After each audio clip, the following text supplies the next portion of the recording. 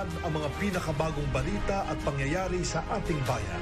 Ipaalam sa taong bayan ang katotohanan at ipaliwanag ang mga hakbang na ginagawa ng pamahalaan upang manatiling payapa at maiangat ang pamumuhay ng bawat Pilipino.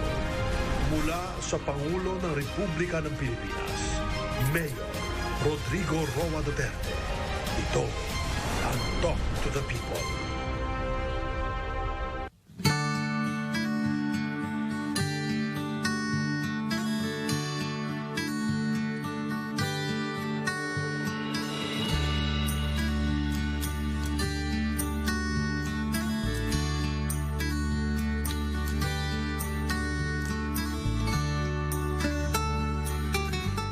Ako, I am really very sorry. I apologize to everybody, to the public. Much as I would like really to honor the rules, hindi ako makapag... I feel I am muffled when I talk. So conscious ako. So it bothers me. It runs afoul with my... matanda na tayo. Mas lalo tayong tatanda nito. Let me just discuss in advance yung dito sa rule about sa itong, hindi naman lahat o OFW, but I think most of them ngayon are housed or billeted sa mga hotels. Yan ang quarantine nila. And much as we would like really to control, even going after itong mga suwail, hindi natin kayang pantayan talaga. What I would propose to do is this. I think that the answer of the hotel is correct. They cannot be doing the police work for the government. Itong mga hotels. We can maybe designate them the hotel, but as to the enforcement, they cannot really enforce itong quarantine. And hindi sila you are delegating a governmental procedure imposed by government. So hindi natin masali na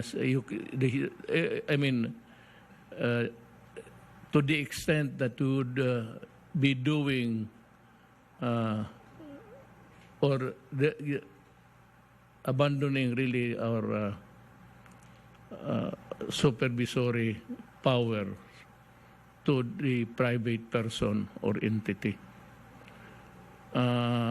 We cannot really, it would not be legally correct to go after the hotel owners or the managers there, or whoever is attending to the needs of the people that are inside the hotel because of quarantine reasons. We cannot transfer the power now of even stopping. If they would want to, if they would insist to go out, the hotel owners or whoever is working there cannot be tasked of or placing the burden of enforcing the rules about quarantine, because only government can enforce it. And we have not even to the extent of delegating them the powers to stop them physically. So that would be a messy thing to do. And we would run, I said, a file in so many gamut of issues there. They cannot physically, they cannot stop. They have no authority nor the power. Ang makapahinto lang sa kanila, yung government personnel placed or put in there in the hotel to work in the matter of placing people under quarantine. It has to be a government personnel or employee. Ngayon, what I propose for government to do is we have yet to see this si Secretary Anyo. Sir, kaya mo maglagay ng pulis sa mga hotels na ginagamit ng quarantine ng gobyerno?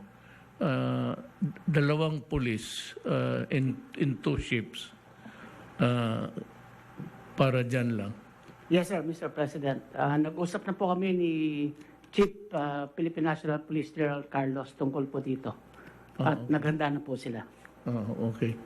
So kayo namala sa enforcement. Opo. Well, kung mga health authorities, mga empleyado, they can. Because now they are really working upon the orders of the Secretary of Health, kung ganon. Pero kung itong mga hotel employees or owners for that matter, they cannot be in a position legally to stop a person from doing his thing. Especially illegal nga, pero walang clear delineation dyan sa what they can enforce and what they cannot. Sa tingin ko, wala pa na siguro. So, wala ang delegation of authority coming from just the same, it would be a questionable issue. So, ang mangyari, ang police, I thank Secretary Anyo for moving forward. Hindi na kailangan so, ang police na lang. So, the police must have the complete authority to inquire how many, or the health authorities or itong tourism, sila ang magbigay ng listahan doon sa police. And even the hotels, they can provide the information all about everything who is placed under itong mga restricted movements. Yan ang tingin ko. I hope may I ask the Secretary of Justice, tama ba ako, sir?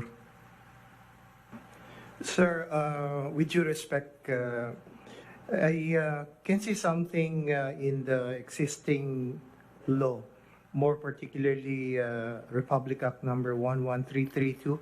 This is the law or act on mandatory reporting of notifiable diseases with its implementing rules and regulations, Mr. President.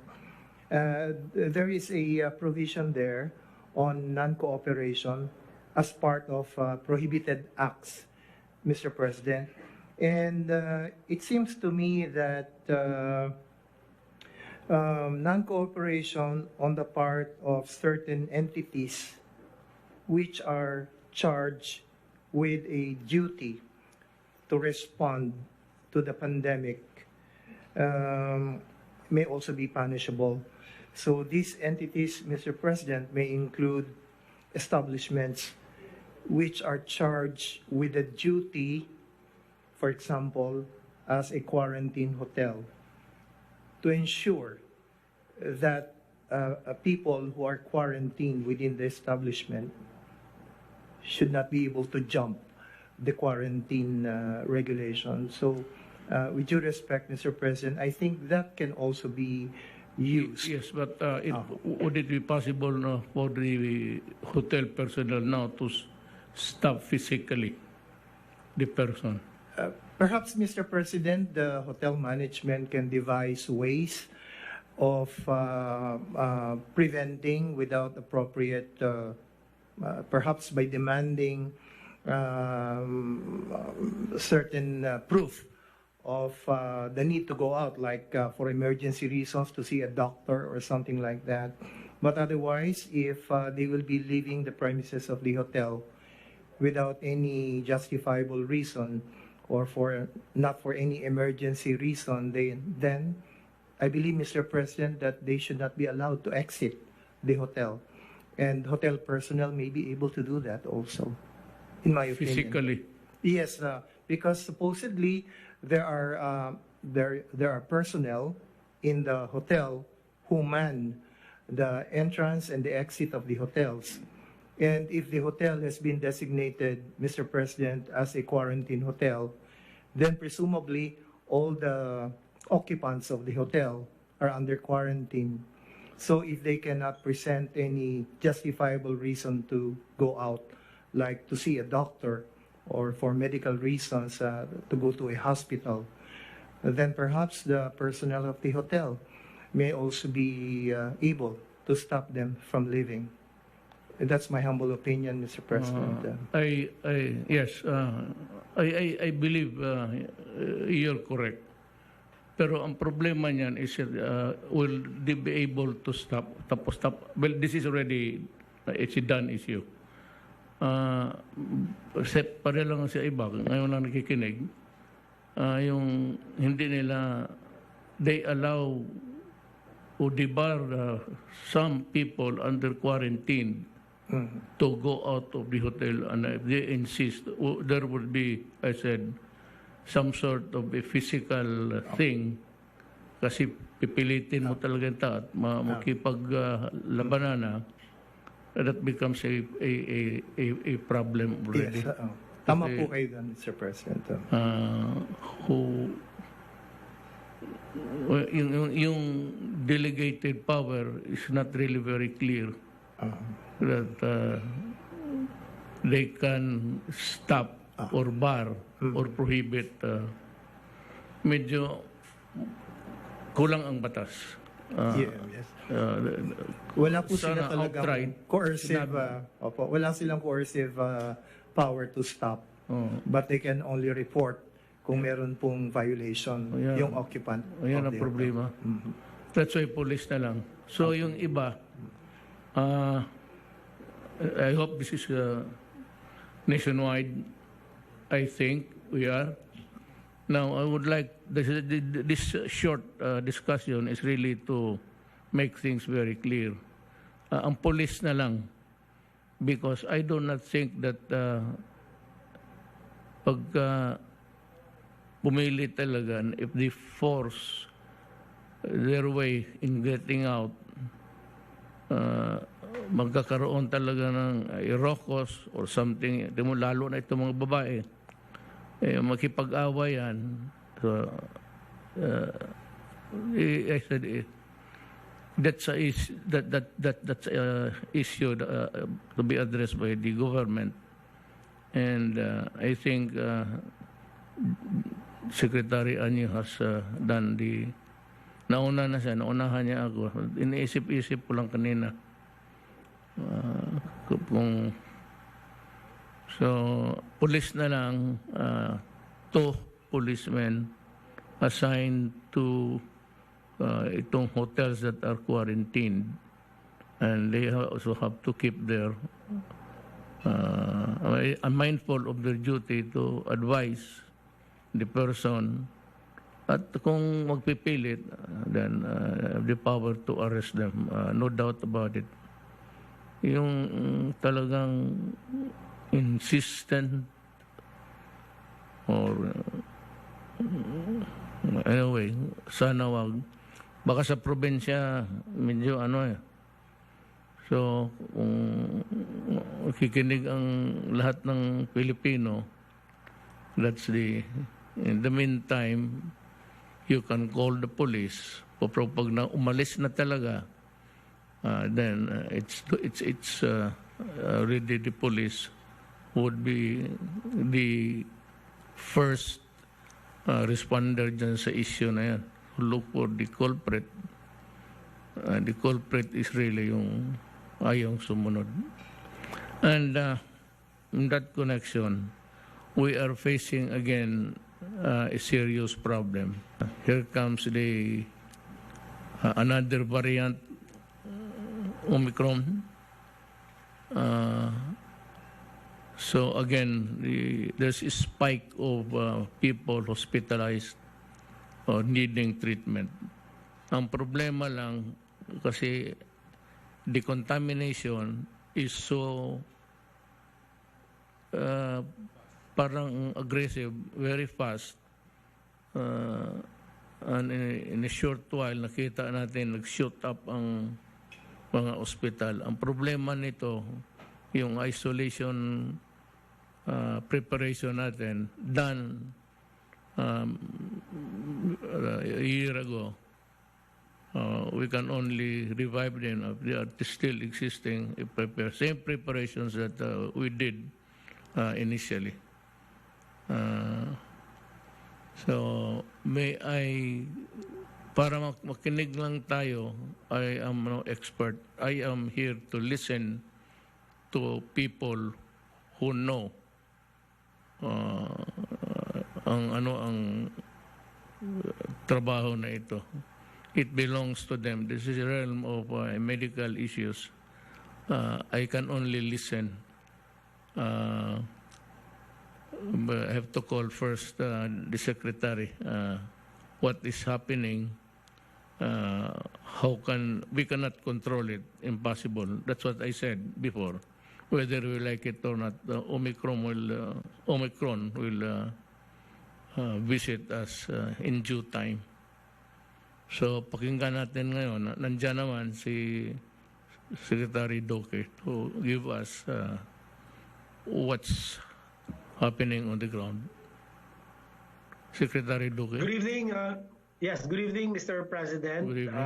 And to my fellow cabinet members, Senator Bongo and PS Mandy Aldea, and all the other officials who are in attendance, and to higit po sa lahat ang ating pong mga kababayan.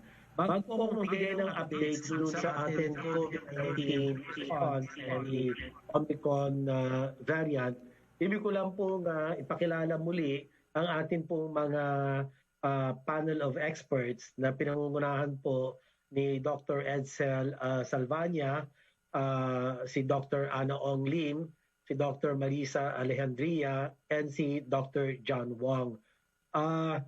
Hindi na po sila naiba sa atin dahil madalas po natin silang inaanyayahan tuwing may mga issues katulad itong mga variants of concern para ibahagi sa atin at sa ating po mga kababayan ang pinakahuling mga kaalaman at mga datos patungkol po sa nagbabadyang Omicron variant. Mamaya po, matapos po ako magbigay ng madaling National COVID Situationer, ay sisigundahan po ng ating po mga panel of experts. Si Dr. Maurice Salvania ay kanya pong ipapaliwanag at taklaruhin yung impormasyon na kumakalat na yung pong pagre-retiro ng CDC 2019 novel coronavirus RT-PCR test na mukhang nagdudulot ng kalituhan ay magbibigyan po siya ng paglilinaw patungkol po sa issue na ito. Samantalang si Dr. John Wong naman po ay magbabahagi ng kanya pong mga kaalaman, nakalap na mga impormasyon na credible information at papaliwanag po niya kung ano po ang mga dahilan dito po sa atin nararanasan holiday surge. So dalawa po ang magbabahagi sa atin ng kanilang presentation matapos pong ibigay ko ang updates. So first slide please, with your permission, Mr. President. Unang slide. Yes. First slide please. Thank you. So muli, mag-uumpisa po ako doon sa mga pangunahin na mensahe, Mr. President. At ito po ngayon linggo ang ibig po namin ibahagi sa lahat. Una, alam natin na mas transmissible ang Omicron variant sa original at mga naunang variant na nakapasok sa ating bansa. In fact, ang Omicron variant ay mas nakakahawa ng 4 na beses kaysa po sa Delta variant. Kaya naman, napaka-critical na atin na mapaiksi ang intervals ng pagsasagawa ng ating contact tracing, testing, and isolation upang mapigilan natin ang lalong pagkalat nito. Pangalawa po, bagamat mas nakakahawa ang Omicron variant, ipinakita ng mga pag-aaral na nananatiling epektibong panangga ang ating pong kasalukuyang bakuna laban sa nasabing variant. Kaya naman hinihikayat namin ang lahat na magpabakuna upang maprotektahan ang inyong mga sarili at mga kasama sa bahay. Pangatlo po at huli, atin pong nasasaksihan nitong nakaraan na holiday season na naging mabilis matulin ang pagkalat ng COVID-19 dahil sa mga social gatherings. Tumaas po yung social mobility, yung pagkahalubilo ng mga tao ay ito po ay tumaas. At dahil sa patuloy na pagtaas ng kaso nitong mga nakaraang araw, nananawagan po kami na isuspindi muna ang lahat ng mga mass gatherings. Kasama po dito ang darating na pagdiriwang ng traslasyon. Piliin po natin makilahok dito sa ating mga bahay na lamang upang maiwasan ang pagkahawa at pagpasa ng sakit. Maliban sa mga mass gatherings, kung maaari, piliin po natin ang alternatibong pamamaraan o work arrangements at pagsasagawa ng mga meetings at iba pang mga activities. Gawin na lamang po online. Next slide.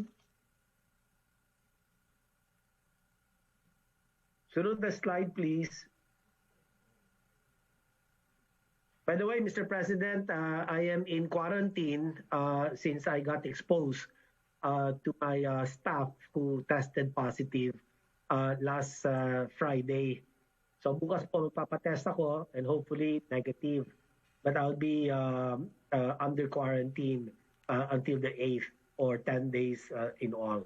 Next slide, please. Are you all right? May lagnat ka. So far, I'm okay, Mr. President. Wala naman po akong sintomas. Wala pa. Next slide, please. Wala pa, sir. Knock on the wood. Sana wala po. Huwag kang magsakit-sakit na kasi mawalaan tayo ng general dito sa health issues. Yes, sir. Awan ng Diyos, mukhang wala pa naman po ang sintomas, Mr. President. Next slide, please. Ayaw gumalaw yung slide natin. Sira ba?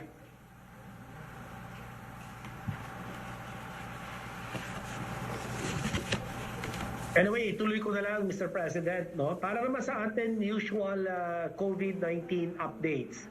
Ngayon, January 4, bagong taon, may nadagdag po na naman tayo ng 5,434 na bagong kaso. Talaga pong mataas at mabilis ang pagsipa ng mga kaso, Mr. President. At sa 5,434 na naidagdag sa ating mga kaso, 3,849 ay mula sa NCR. Pinakamataas po ay NCR. Sunod ang Region 4A na 868 ang kanya pong naiambag sa ating total case load. At ang Region 3 sumunod at 339 at 378 naman sa mga natitirang rehiyon. Para naman sa ating mga aktibong kaso, ang bilang ngayon, ika-4 na Enero, ay nasa 29,809 o katumbas mo nito ay mahigit 1% ng ating mga kabuuan kaso. Ang ating recoveries naman ay umabot na sa 2.779 million, thereabouts, at ang ating recovery rate ay nasa mataas na 97.15%, habang ang bilang ng mga namatay o pumanaw ay nasa 51,604 at ang ating pong case fatality rate ay nananatili sa 1.8%.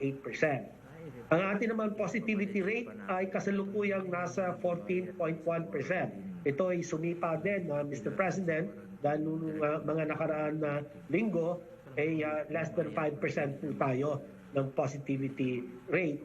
At from December 27 to January 2, ito na nga po ang malinaw na pagtaas ng ating positivity rate. Samantalang RT-PCR testing output po natin ay nasa kasalukuyang 29,000 tests kada araw. So kailangan mapataas pa ang ating pong testing output. Ang capacity naman ng ating testing ay umaabot na sa 90 to 100,000 per day.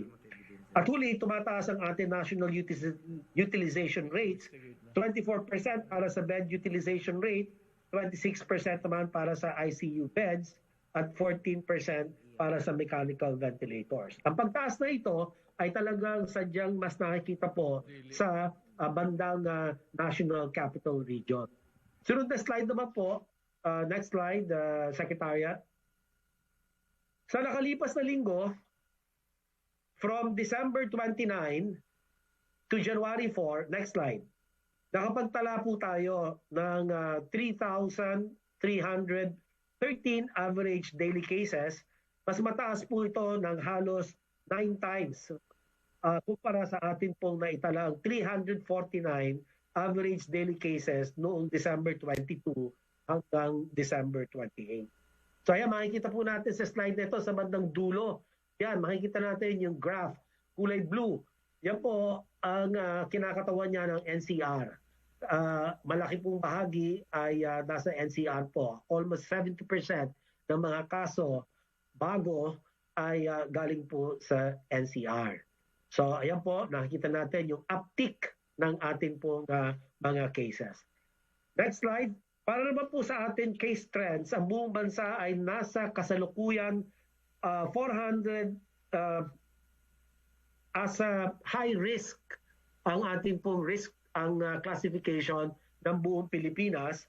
Ang buong bansa ay mayroon 448%, 2-week growth rate or TWGR. Yan po pagkalampas 200%, talagang high risk na po ang kanyang classification. Yung pong 0% to 200% moderate risk. Yung pong bilang o ang porsyento ng taas ng kaso, kung ito po ay katumbas 0 or less than 0, which is a negative value, yan po ay low risk. Pero tayo po, malinaw, sa 448%, high risk po ang ating 2-week growth rate.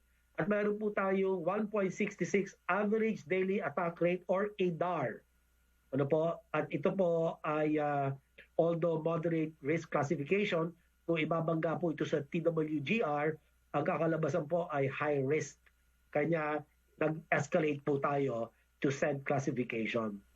Ang pinakamalaking pagtaas ng kaso naman ay nakita, as I've said, NCR, nasa kasalukuyang critical risk case, pinakamataas po na risk classification, na meron po 1,475% 2-week growth rate at 8.79 ADAR. At nakikita rin na tayo nagpagtaas ng kaso sa regions 4A and 3.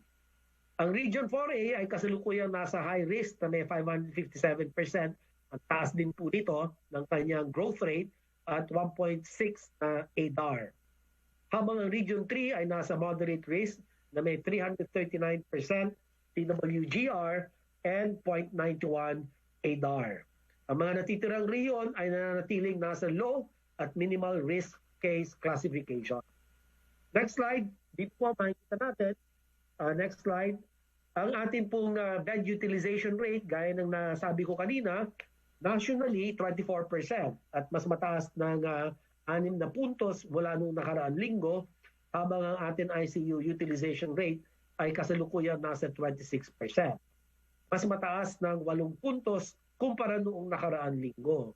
At ang ating pong mechanical ventilator utilization rate ay nasa 14%, mas mataas ng 4 points nung nakaraang linggo. So dito ho malinaw, lahat halos tumaas ang kanila pong utilization rates from bed, ward, isolation, and ICU and mechanical ventilators. Lalo na po dito rin sa NCR. Tumaas ng 15 points yung kanilang bed utilization rate, habang 14 points naman ang kanilang ICU utilization rate. At ito pong 10 rehiyon ay nagpakita rin po ng pagtaas ng kanilang utilization rates for beds and ICU. 11 regions ang nagpakita ng pagtaas, at yung iba naman po ganun din, ang mech beds ay may 8 rehiyon na tumataas. Kanya tulad ng amin pong nabanggit, ang pagbabakuna ang makapagbibigay proteksyon sa atin laban sa hospitalization at kamatayan dulot ng COVID-19. Kaya naman palalawigin palalo ng gobyerno ang ating pong COVID-19 vaccination program, at hinihikayat namin ang publiko na samantalahin ito at magparehistro upang makuha o makumpleto ang inyong primary series, pati na rin ang booster doses. Next slide. Ang ating pong death curve naman ay nananatiling bumababa, Mr. President. Sa kabila ng nakikita natin pagtaas ng mga kaso, isa itong patunay na epektibo talaga ang ating pong vaccination program laban sa COVID. At as of January 4 ay nakapagtala po lamang tayo ng 2 namatay. So sana magpatuloy na ganito lamang po, na dahil nga marami na po ang nabakunahan. Mamaya ipapakita ko po at bibigyan detalye ni Secretary Charlie Galvez at ni Secretary Vince Dizon ang ating pong mga nakamit na patungkol po sa atin bakunahan. So next slide, dito po makikita nakapagbigay na tayo ng mahigit 109 milyon doses ng COVID-19 vaccines. Mahigit 61 milyon individual, thereabouts, no, ang may first dose, habang mahigit 50 milyon naman ang individual dito ang fully vaccinated na. At nakapagbigay na rin po tayo ng booster sa halos 2 milyon na individual. So hanggang ngayon, ipapakita rin po, ibabahagi ng ating po mga experts na malaki pa rin po talaga ang kabutihan dulot ng ating pong mga bakuna. And they remain to have a high rate of effectiveness, yung mga bakuna po natin laban sa Omicron variant. Meron po tayong mga humigit kumulang 81% na effectiveness rate. And against Delta, mga 85%. Kung makumpleto po yung bakuna at mabigyan ng booster doses. Yun po. So maganda pong kaalaman nito at impormasyon na ating pong nakalap kumakailan lamang. At mamaya, ipapaliwanag din po ng ating mga eksperto. At huling pagbubuod, Mr. President, ang ating bansa ay kasalukuyang nasa high-risk case classification. Gaya ng sinabi ko, 849% ang pagtaas sa atin 7-day moving average of daily reported cases, and 448% 2-week growth rate at 1.66 average daily attack rate and 13.4% positivity rate. Samantalang ang ating healthcare utilization rate ay asa 20% at ICU UR at 23%.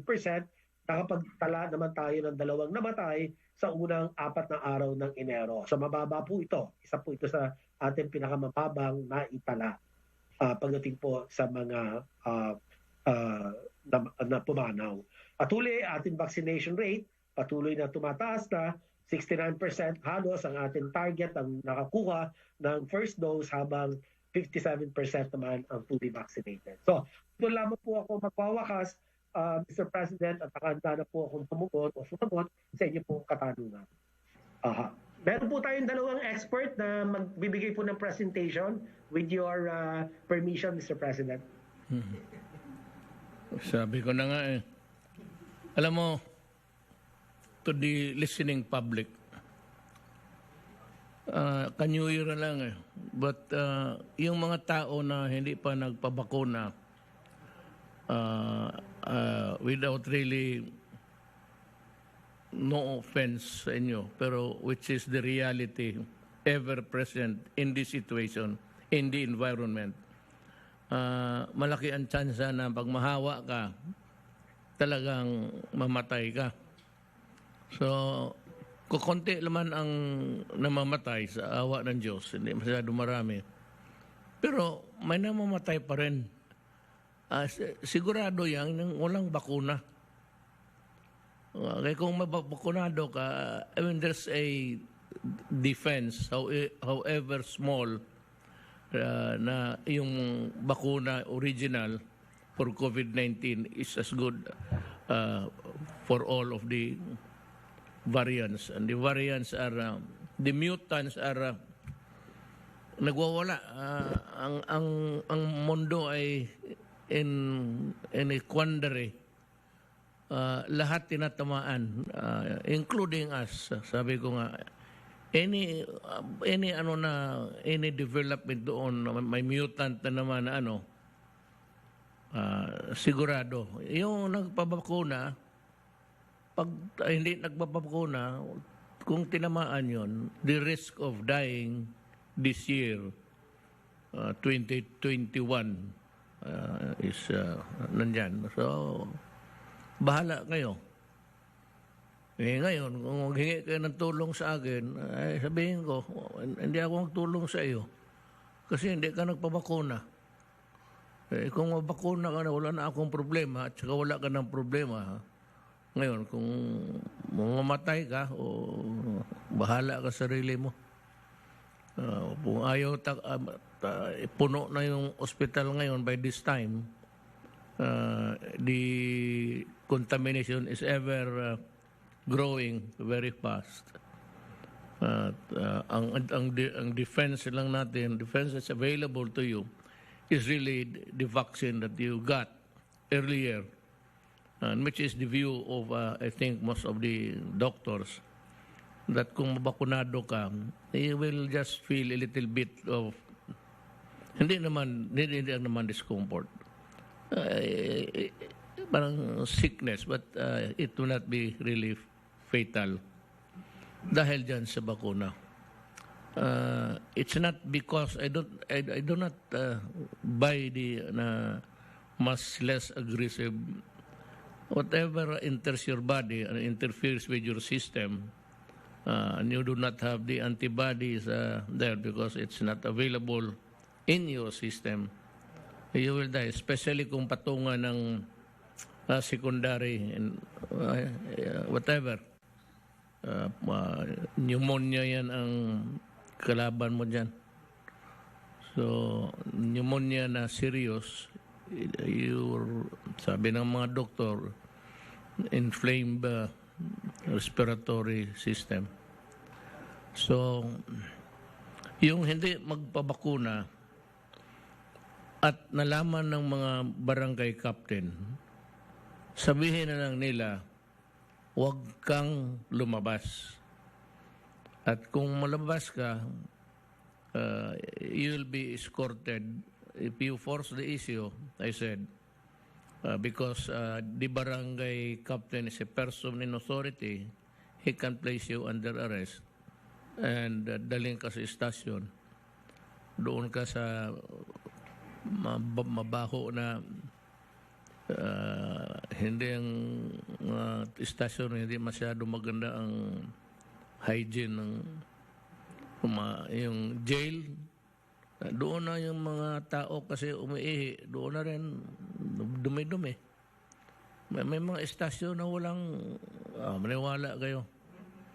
Kaya doon kayo ilagay ng you will be arrested And at least I think the fiscal can hasten the proceedings by ano ng preliminary investigation na kaagad. At pagkatapos na kung i-file yan, you go to straight to jail. At ang masakit niyan, before you can work on anything, you'll suffer the sinasabi kong hindi na maganda na sitwasyon. Because not all public structures are really, it's not the best, the best shelter to be there.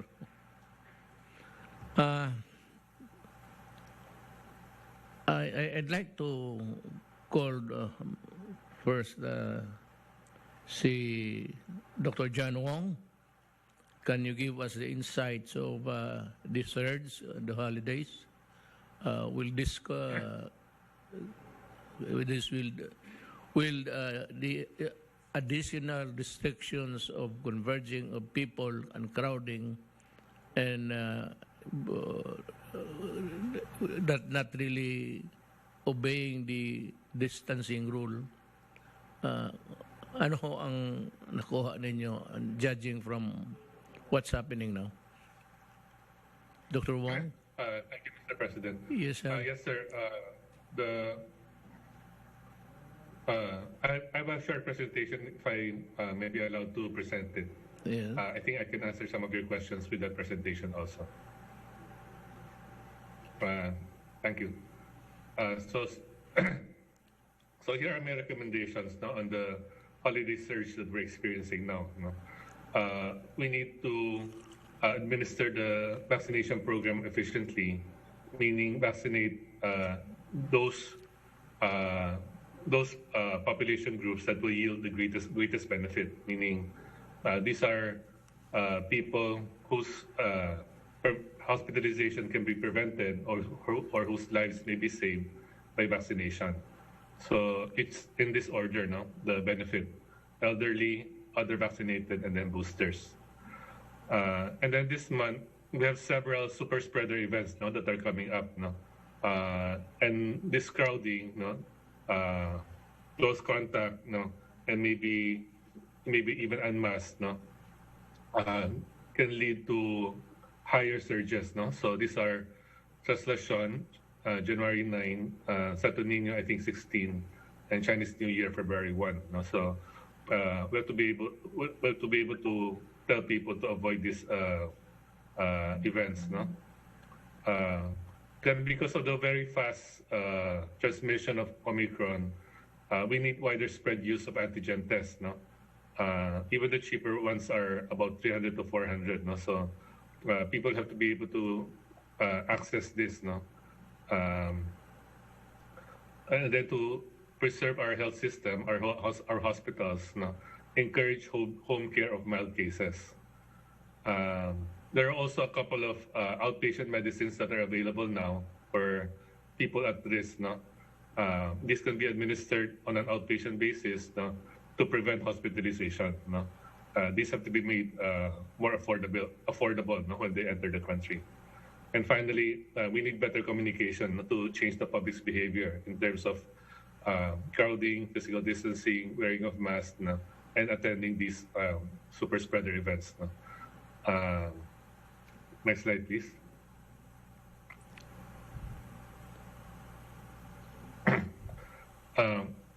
So, although we still don't have widespread sequencing to find out what proportion of our cases are Omicron. The rapid rise in cases looks like the signature of Omicron. Omicron doubles every 2 days, and this is what's happening. So what's been causing this? The SWS had a survey early in December, and 46% of the respondents said that they intend to celebrate Christmas with family and friends who are outside of their household, meaning outside of their bubble. And looking at the curve, no, I think they actually did that, no. And then we had imported infections, no, about 440,000. There were 140,000 arrivals, no, last December alone, no. Then we have the Omicron variant, which has a very short incubation period, no. So it can become infectious in 3 days, no, rather than the 5 days, no, of Delta or the original variant. Then we have reports of quarantine being very loose, no? People not staying the whole 14 days or during their quarantine, no? Exiting, no, to purchase groceries, no, and going back, no. And then with regards to our vaccination program, no, we need to protect the elderly, no, and the unvaccinated, no. Next slide, please. So how do we bring the surge under control, no? So we have to look at these 3 super spreader events that are coming up, no, and negotiate, no, with church authorities, no, to cancel them, no. For the Chinese New Year, also encourage other ways of celebrating it without mixing with other households, no, or with friends. For antigen test kits, no, we have to make this available, no, because even at 400 pesos, no, it's still out of the reach, no, out of the it's still unaffordable, no, to a lot of to the majority of Filipinos, no. For the antiviral pills, no, we have to make sure that they're affordable, no, bring them under price control. No? For the mild cases, no, encourage them to isolate at home, no, and have their medical needs attended to by telemedicine. And finally, for our vaccination program, no, just like the successful NVD that we had last year, where we vaccinated 3 million in a day, I think we can vaccinate all the elderly in just a few days, no? Because there are only about 2.8 million of them, no? If we vaccinate this segment of the population, we can actually prevent 80%, no, of the hospitalizations, no? And reduce the strain, no, on our health system. Next slide, please. So this slide shows the distribution of vaccine supply, no, in terms of number of doses per capita, no. So it shows that NCR has received the most number of doses per capita, no. And most of the other regions that are above the national average are from Luzon, no. Visayas and Mindanao, no, have received less, no.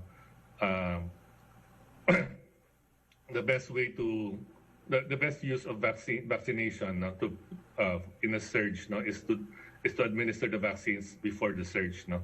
And we're fortunate that the current surge has not reached, no, outside of NCR and Calabarzon, no. So we still have time, no, to raise the vaccination levels, no, of these regions. Next slide.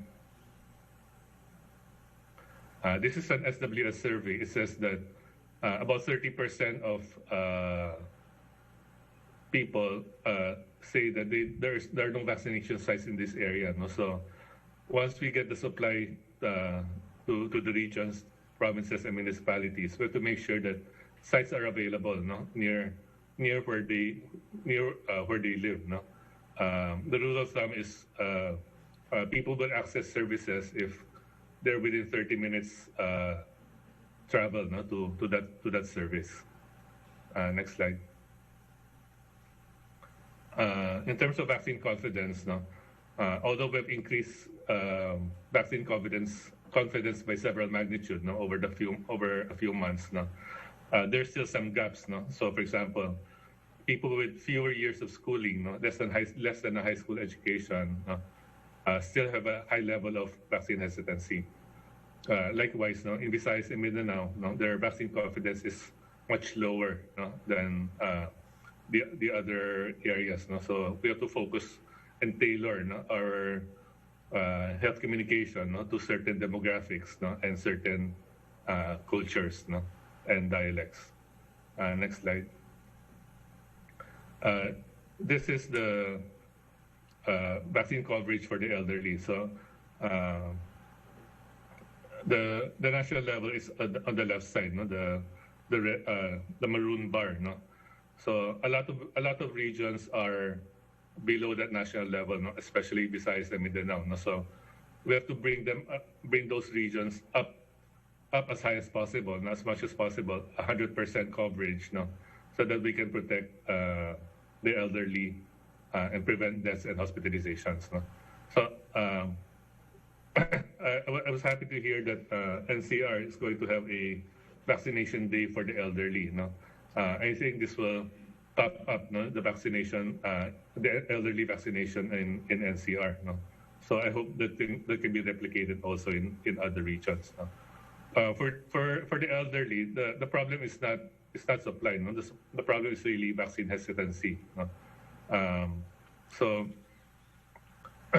we need to do some social preparation first, no. Raise their trust in the vaccines, no. Raise their trust in the vaccinators and in the services that are provided, no, so that they will come, no, when we offer these vaccines. Next slide. And finally, so this slide, what this slide shows is the priority for vaccination should be people who don't have the primary series yet, no. Because vaccinating somebody who is unvaccinated is 5 times more effective, no, than adding a booster to somebody who's already vaccinated, no. Kasi these people, even if their immunity is depressed with Omicron, no, still have some immunity, no, unlike the vaccinated who have nothing. Next slide. So just to summarize, no, we need more efficient vaccination. We need to avoid the super spreader events, no. And so, Mr. President, this is the answer to your question. No? We have to avoid these super spreader events, no, especially with Omicron, no, because it's highly more transmissible, no. Although it is said that it's less severe, it's milder, no. Only the hospitalization is reduced, no, by 1/3, no. However, it's 4 times more transmissible, no. So the net effect is that hospitalization will increase by 1/3, no, because of the higher number of cases. So we need more antigen tests, no, to be accessible to the community, to teach people home care of mild cases, no, and make outpatient medicines more affordable, no. And of course, no, better communication to change the public's behavior. Thank you, Mr. President.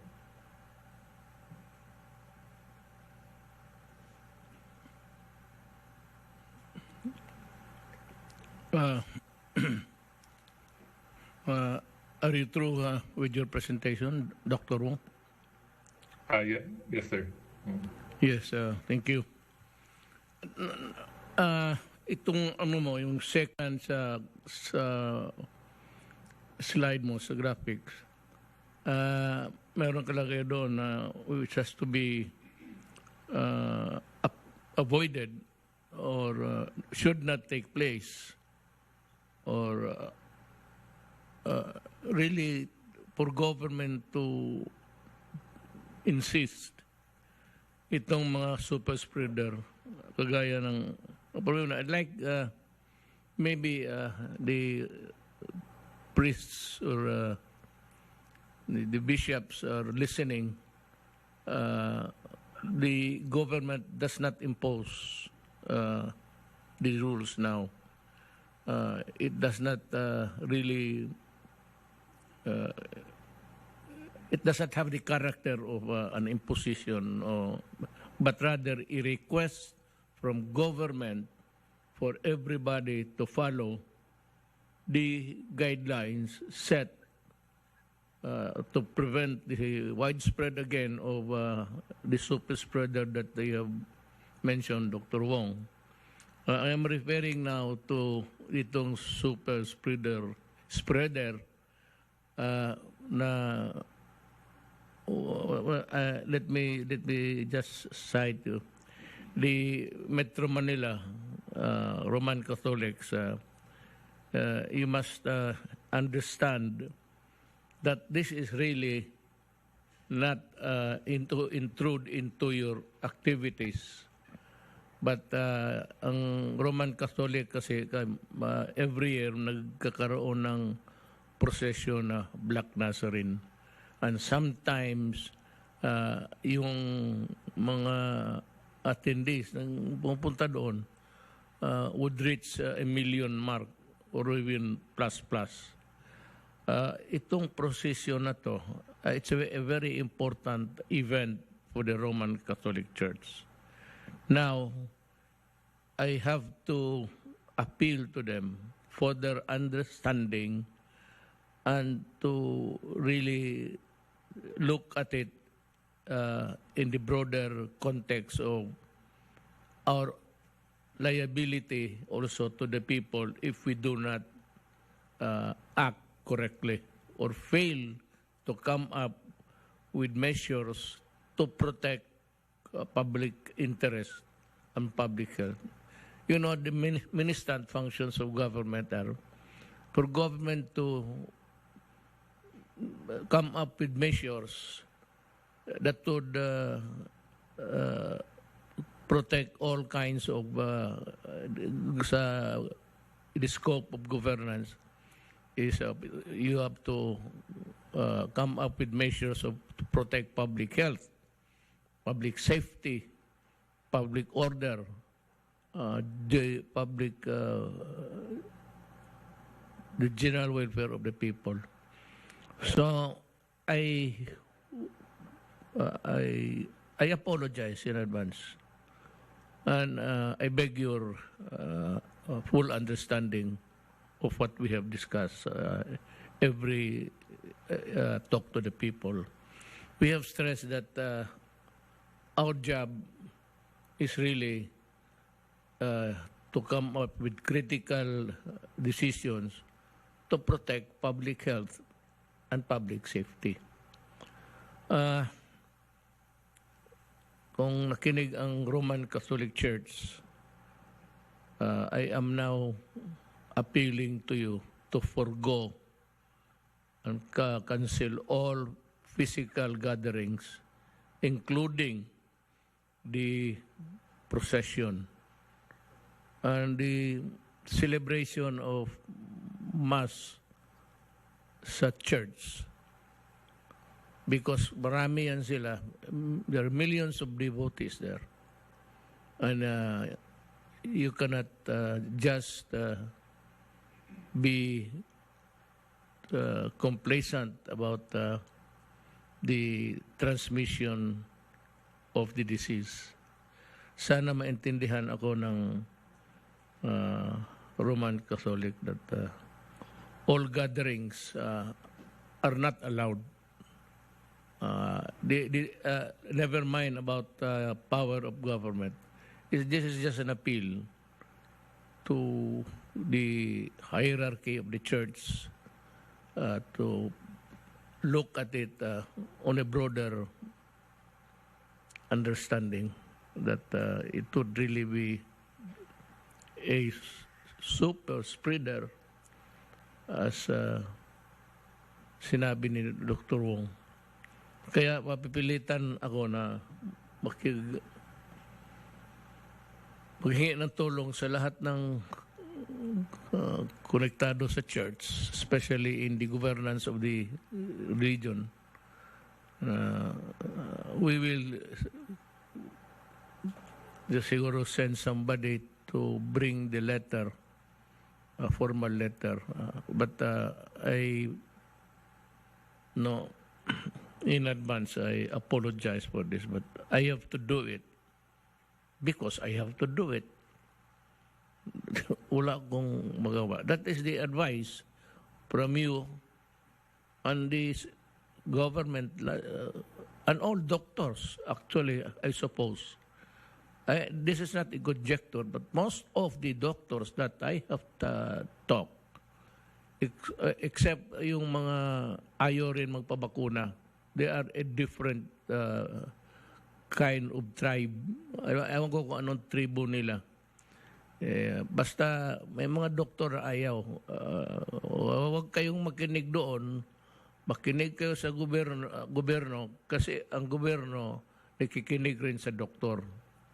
Na ngayon, kung magpayabangan tayo sinong magandang doktor, hindi panahon yan. Then we cannot protect public interest and public safety. So, sana maintindihan ng you have to forgo with the procession sa Black Nazarene, including sa church. Kasi marami yung devotees, I said, and if you deprive them of the procession, they might want to go there to just pray to the Black Nazarene.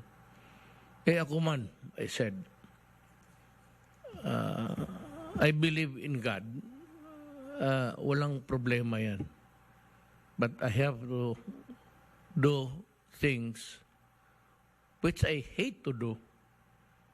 As I said, pero kailangan gawin ko bakit trabaho ko. And this is not my decision. This is called C-U-L-L-D, called from the so many views and opinions from several doctors. Importante na si Secretary Duque would agree to na so kasi kung magsabi siya na optional yan, medyo may problema na ang gobyerno. And governance really starts from dito because we belong to the executive department. We execute laws. Ang batas sa Congress yan.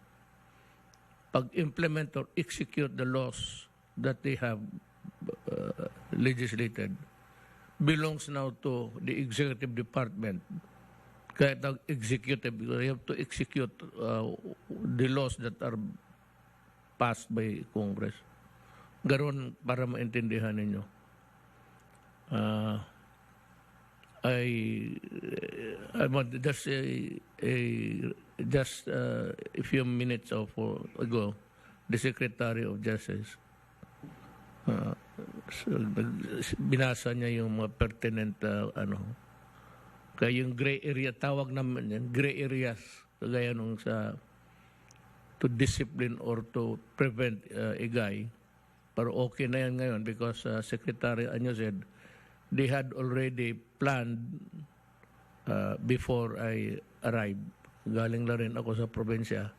Nagplano na sila kung anong gawin. So I appreciate their zeal sa trabaho nila. So yan ang mga kung if there is somebody to blame actually, it's the Omicron itself. Doon tayo magalit dyan sa wala man tayong except for magagalit lang kami na kagaya niyang ayaw magpabakuna tapos you are known or you have that reputation generated by your refusal for the vaccine and that is known in the neighborhood or in the municipality tapos you are reported by the barangay captain na hindi nagpabakuna yan. So the barangay captain has to verify and validate the report at kayo ang first line of sa defense lalo na sa enforcement of the laws because the barangay captains really are persons in authority. Sila mismo. Hindi pa nga yung umanig. Yung mga lahat ng police, due respect to, they are called agents of a person in authority. Sa linya namin, well, sa taas, pero Sa baba, wala na eh. Pero itong barangay, kanila yan.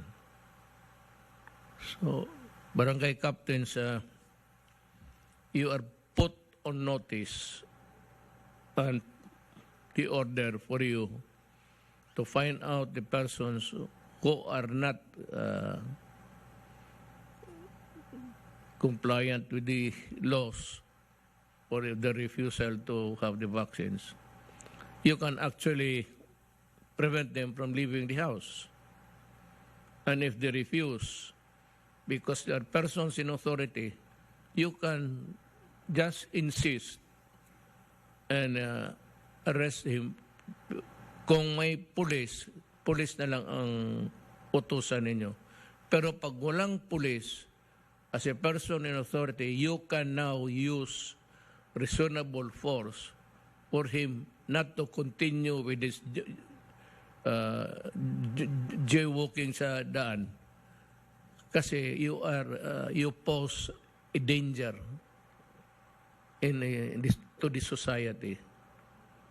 And kung maglaban ka at napukpok ka ng police o barangay captain, and if that is really the issue, whether or not you obey the law, tapos lumabang ka, then it's kailangan, because, remember, this is the side.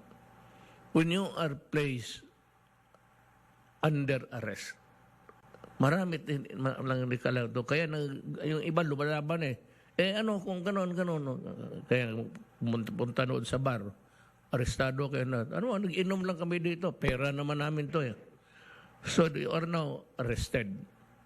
If you are arrested, the duty of the police is to inform you that you have committed a crime and that you have to obey government by going with him to the station. At doon, book ka for whatever act that you have done that's illegal, tapos laglagay ka sa prisuhan. Yun. Ngayon, kung kailangan na ito tandaan ninyo, para maintindihan ng lahat kung bakit minsan nakikita ninyo nagbugbog yung pulis at talagang nagagrapol, ito ang tandaan ninyo. Hindi yan sabihin ninyo police brutality.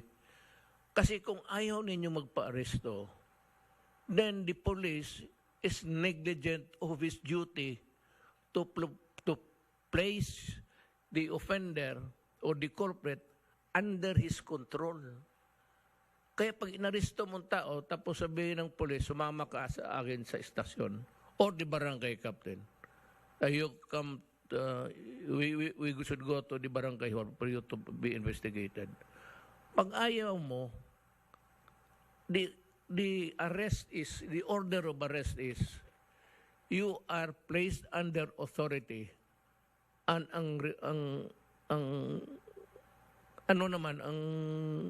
yung offender is, as a citizen, you are under order to submit peacefully. Pag sabi ang police ito, arestado ka. Pwede bang sumama ka sa istasyon? At pag ayaw, then the police is allowed to use kapitan reasonable force. What is the kind of force? Well, commensurate of what force is also being employed by the person in authority. So dadalhin ka doon sa istasyon, hawakan ka. Pagka lumaban ka, kaya may batuta yung pulis talagang paluin ka. Yung ako naman, sabi ko, paluin lang sa paa. Lalo na yung mga lasing. Bakit? Pera mo ba itong, gano'n yan walang pulis dito kasi amin itong ininom namin. Sino ba yung pulis dyan? Si Carlos, hindi ko kilala yan. Ganon yan may connection ako. Kilala ko si General, itong si Major, walang kilala ko si Congressman, tapos lumaban, he will have to use reasonable force. Yung reasonable lang. To maybe disable you to resist. Because once you resist the arrest, you are now also committing a crime of resisting arrest. And if you hurt or you put up a good fight, tapos na in the person, the agent of a person in authorities, the police, the military, ikaw ang kawawa. May kaso ka na, patros lumaban ka pa. Yung iba, hinihila talaga. So, minsan, yung hinahampas yung paa o pagka sumama ka.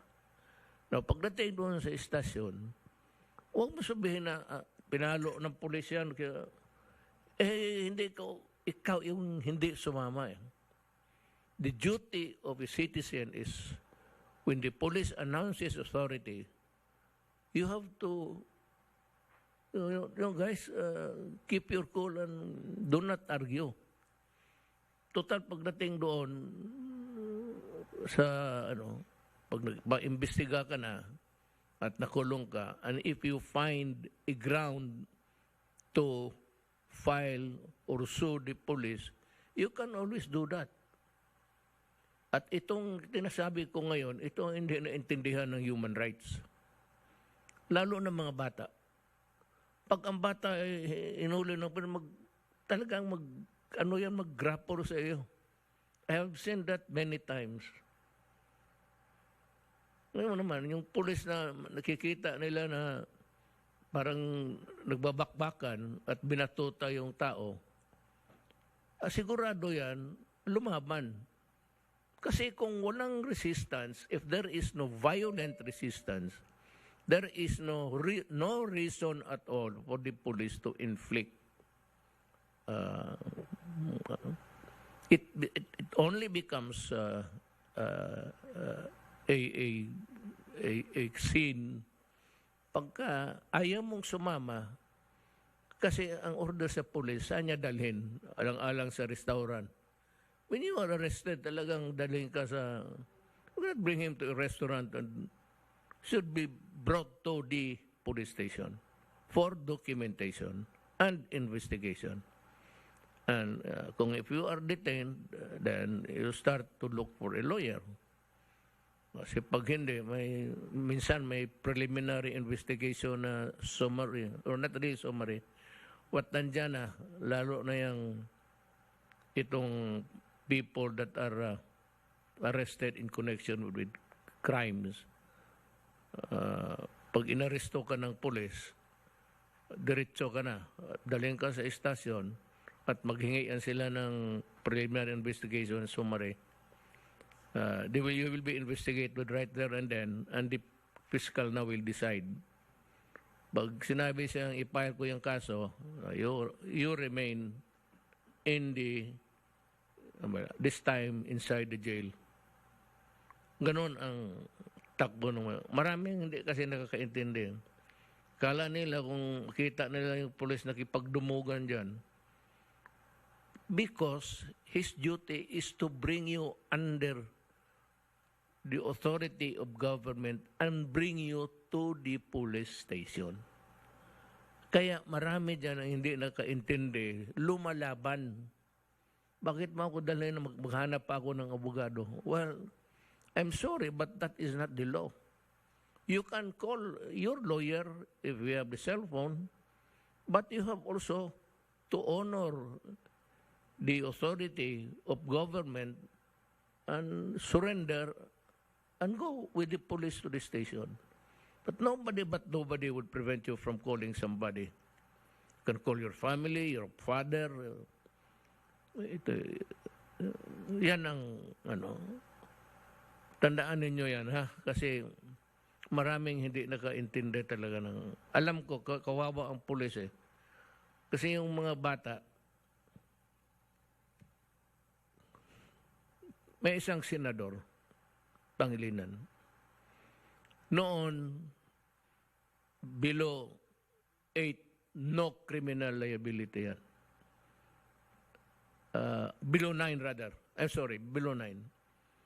Above 9, under 12, tignan ng fiscal o ano, if there is really malice or a violent character. Noon, 12 hanggang 16, apply na yung law. Pero usually, yung bata talagang nire-release. Here comes Pangilinan. No? You know what the guy did? Yung problema natin ngayon. Yung mga hold-upper na, yun yung nakikita ninyo noon na sa Dewey Boulevard. Nakikita ninyo nag-snatch, takbo dito, takbo doon, nakukuha sa camera. And do you know, I said, why they are so bold to do that, daring?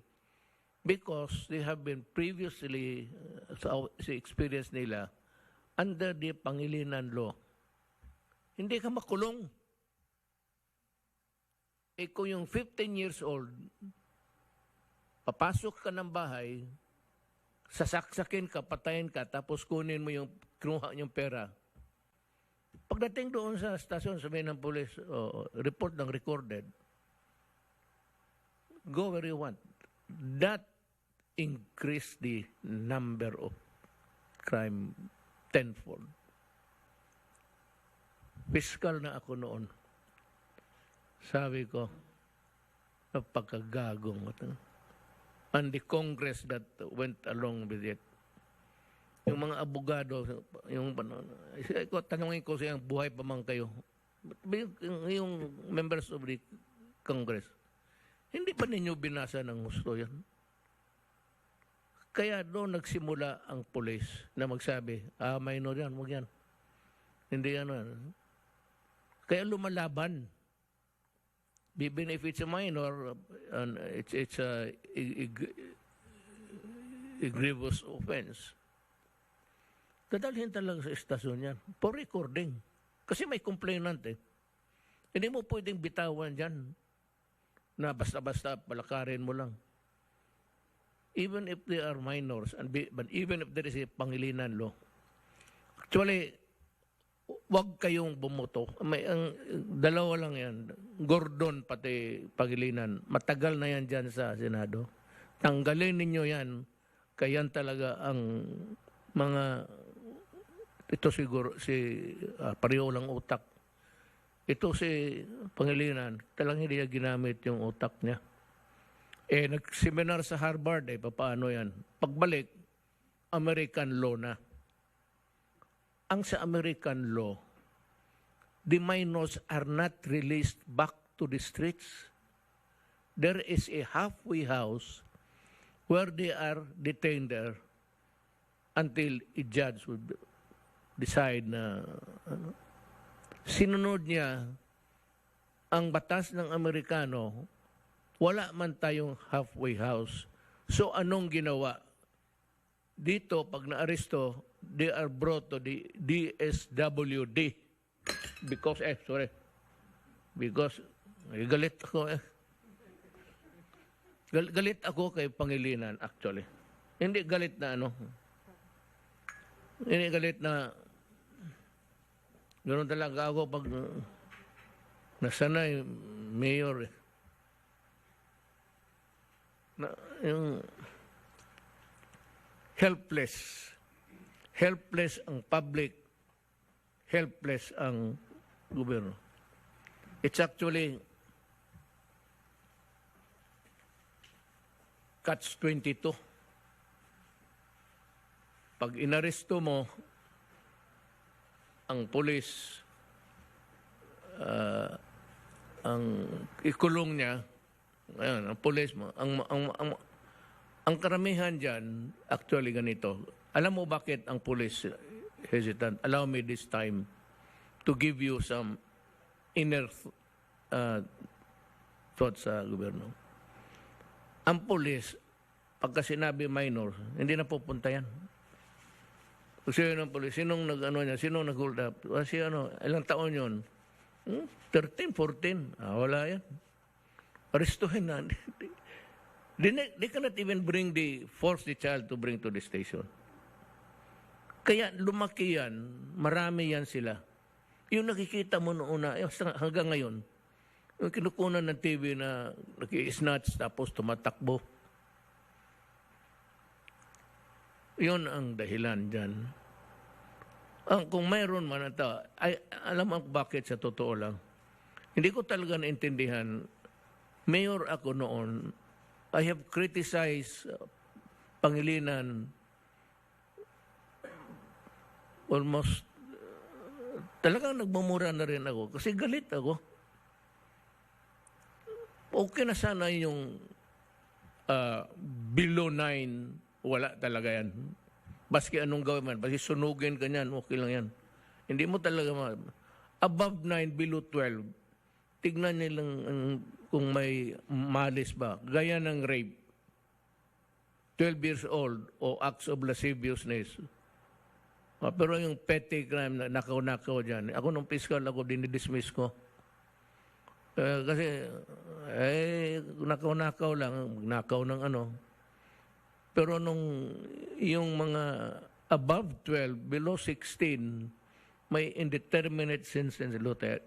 Nagtitimpla kami. I-recommenda namin. Pero ito, haros. Pagdating sa Pangilinan Law, below 18. 17 years old, patayin nila 16, 17. Pasukin ka sa bahay, saksakin kayong lahat. Kunin yung pera ninyo. Babay.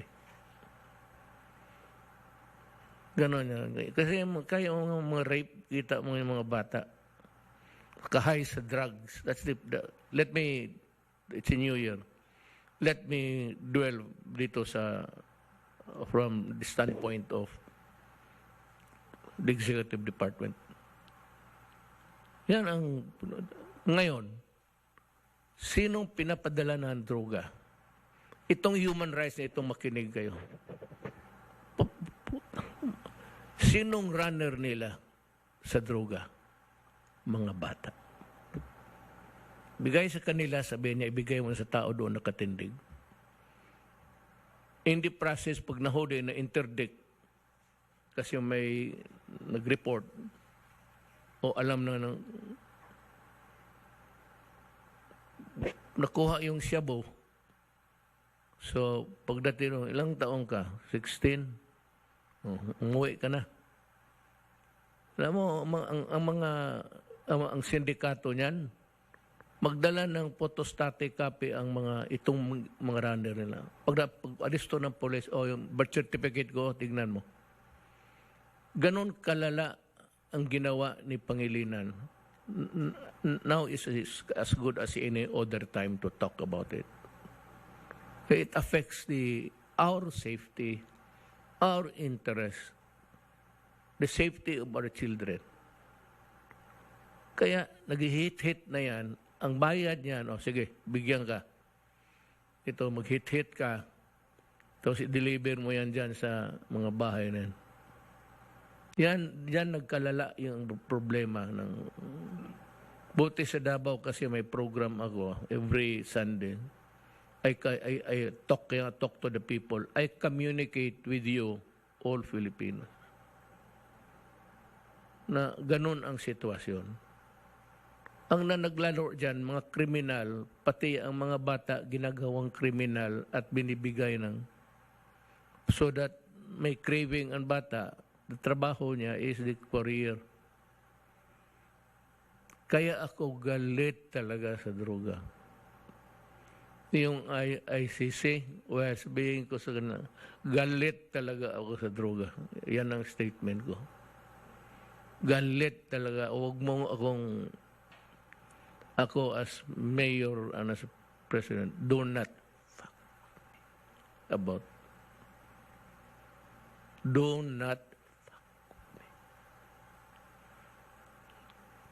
kasi makita mo na, ayan, kita mo ba yung putulan ng ulo ng mga gago? Iuwi siya, away sila, putulan ng ulo yung asawa. Yung mga ganon. Yung bata dyan sa bata sa Makati na tinali dyan sa it was spread like a chicken, pinatay. Yung mga rape ng kasi pagka yung nagdodroga ka, lumalabas yung animal instinct mo, not the human instinct but animal instinct na takes over the mind. Kaya pag nuno ka, makikita mo rape, patay. Trial tayo. Pero ako, I'm a Filipino. If I go to jail, I go to believe it. Filipino ako eh. If there is somebody who would try me, it should be a judge who is a Filipino because I'm a Filipino. Kung may prosecutor man mag-prosecute sa akin, it should be the fiscal because I am a Filipino.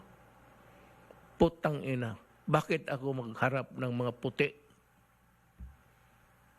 Kaya ako hindi yan sinuplado.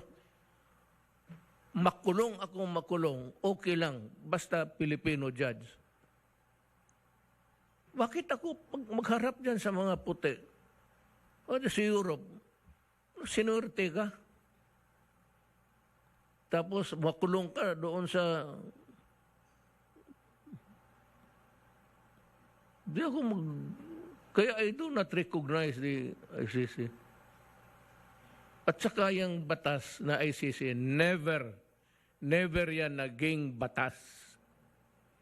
That's what I'm telling them. And itong mga kandidato na ito, sabi na they will revive.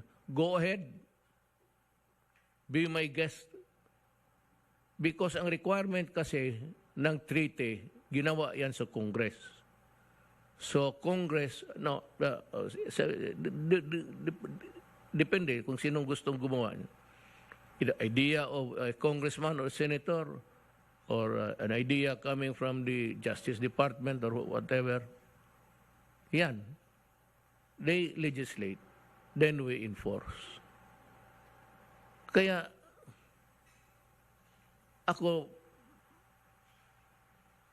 mayor noon, nakita ko yung ano nang pinaggagawa ng sabi ng mga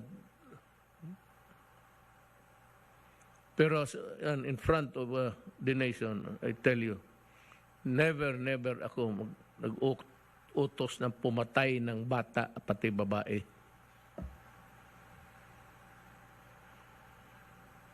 Pero sabihin ninyo ngayon, ilang pulis na ang namatay na lumaban ng mga durugista? It should be an interesting question to ask the human rights. Bakit? Ilang pulis na? Ilan na ang asawa na biyuda na? Because of drugs. Ilan na yung mga bata ngayon na wala na tatay at na pulis namatay? Because of drugs. Enforcement. Buti sana kung sabi mo na ito lumalaban talaga. Sinasabi ko na sa kanila, ang durugista may armas yan. Bantay kayo, sinasabi ko sa mga pulis. Again and again, bantay kayo, kaya hindi yan magpahuli ng... That's why we have this disorder in this country. Ano na presidente ako, sabi nila, I reduce crime by almost 40%. Or sabi sa 60 ba? The statistics are there. Ayaw ko magyabang. I do not want to pull my own chair. Hindi ko na kailangan yan. I have all the accolades and applause to last me a lifetime. Pagkana ko lang yung magtakbo akong presidente para we were trying to politika lang yun. Pero ayaw ko na, actually ayaw ko na. Tapos na ako.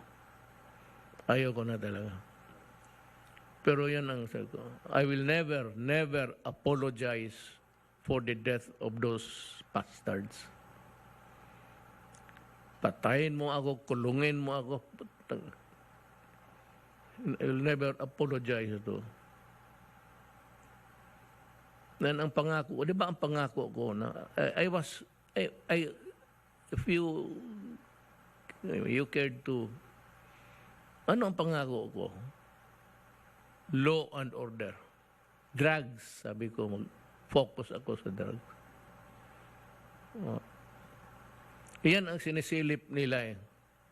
Yun sa human rights. Yung 6 aliens na sabi ko sa kanila, do not do it in my city. You will never go out alive. Itong 6 aliens, lumaban, kasi nakaano ng baril na dalawa. So dalawa lang lumaban, pero nandoon sila nagtago sila sa isang, they crowded in one corner. They are, ang volume ng fire, two guys firing 45.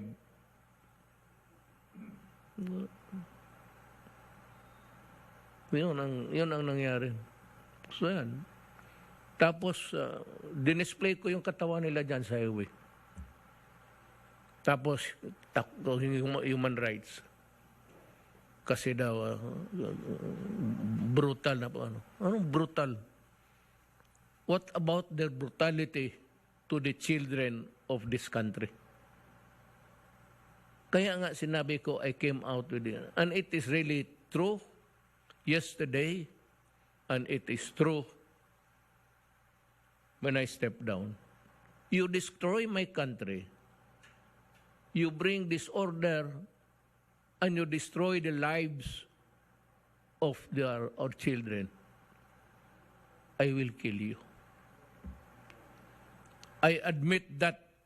Sinabi ko yan. At sinabi ko sa pulis, do not be afraid ng kaso. I will back you up. But do it in accordance with law, and if you have to kill, mas gusto ko, mamatay na yung mga karamihan ngayon, nagkakapiyansa.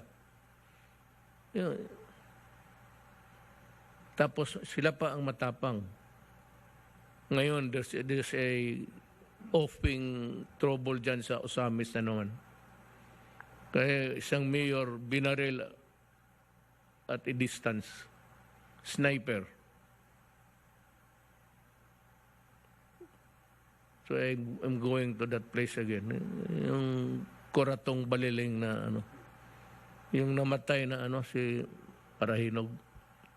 It's the Parahinog family who's still controlling. Ito yung mga drugista. So, sabi ko, make no mistake about it.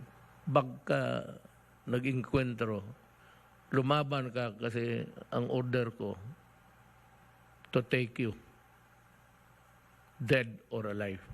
Ayaw maniwala ng human rights. Wala daw yan. Anong wala? Noon pa yan, that's the practice. Even in America, reward sa mga cowboy noon movies, reward, dead or alive. So sabi ko, I want them dead. Hindi ko sinabi na you execute them while kneeling down with their hands up in surrender. Hindi naman niya, kasi parang hindi ka lalaki. Pagka ganon, you're playing God. Pero wala kaming nangyari. Not na alam ko. Kasi nagle-lecture ako sa Police Academy sa Region 11. I was a lecturer. I never lectured about killing a criminal while on his knees, on bended knee. Pero sabi ko, pag lumaban, puruhin mo na. Kung dala mo ang Armalite mo, huwag lang isang putok. Pagka lumaban, if there is a violent resistance, yung Armalite mo is about 20 rounds, ubusin mo na yung gusto mo. Pagka lumaban. And what is the thin line of when the life of a law enforcer is also placed in jeopardy or baka mamatay siya, puruhin na niya. Tamaan mo sa, if you hit him in the stomach, he will still have the strength to pull the trigger. Wala, sa lahat lang yan. Madidisgrasya ka pa. And centrally, I do not want my policemen and my military guys to die needlessly. When as a matter of fact, yun dapat yung isa ang mamatay. Kaya ano yan sila na ang bunganga ako. Ayan, ang totoo eh.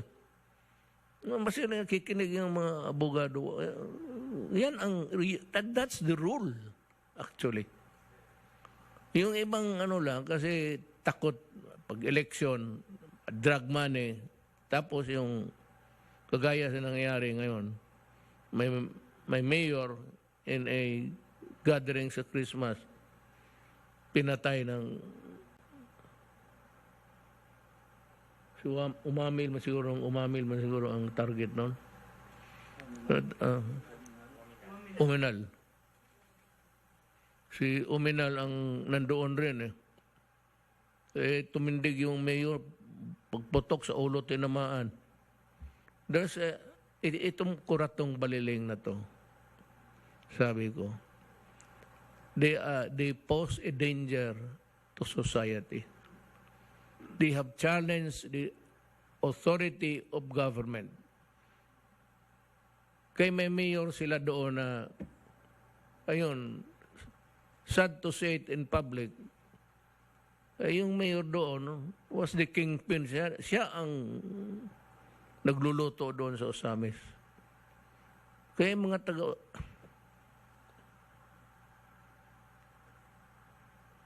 They are challenging the authority and they are asking for it. Kaya ayaw mo mamatay in the hands of the police. O you stop your dirty business of crime. Masabi ko nga nito sa mga we will in a few months baba tayo. Yung inumpisahan na nila yung mga anti-drug yun, mga mayor na yun eh. Anak ng waiting. I hope the police and the military will continue. Huwag kayong I have to explain kasi hindi nila alam yan. Hindi lahat. Yung under sa akin sa klase nila, yung sa lecture ko, iyon yung nakakaintindi. Meron akong in-nutshell. Yung kailangan na yan hindi na. Yung tao, pag inaresto mo, dalhin mo yan. Pag hindi mo nadala sa istasyon, you are negligence. It's a crime. Negligence of duty. Sabi mo, ayaw mo, huwag mo kang pumasok dyan kasi may armas yan mo, kabarilan pa.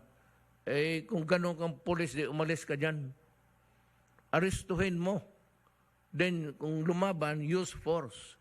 Commensurate. Kung kahoy lang, tapos baril lang, bakit mong barilin?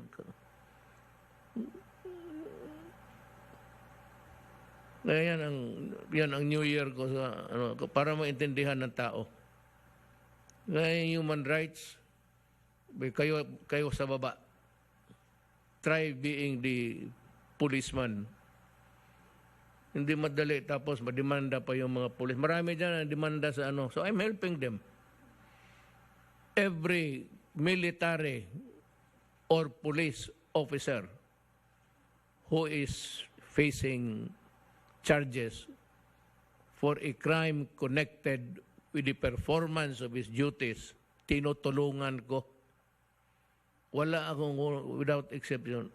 Kaya, pero kung may pulis, magpunta sa akin on mayor ako, magsabi siya na binugbog siya ng asawa niya na pulis, lasing pa, pinupuntahan ko yung pulis, bugbugin ko yan sa harap ng asawa niya. Ganon ang style ko. Talagang, sabi ko, anong ginawa sa'yo? Sir, dito sinipa ako, Mayor. Ano pa? Dito tinamaan ako suntok. Ano pa? Nakahiga ako, Mayor. Tinadyakan ako. Yan ang istorya. Ako naman, teka, putang ina mo. Sipa, suntok, abuti na rin. They behave. Pinaka-behave na pulis ang Davao. Totoo yan. Tanong mo yung pulis. Magdemanda ka. Siya magdemanda ka.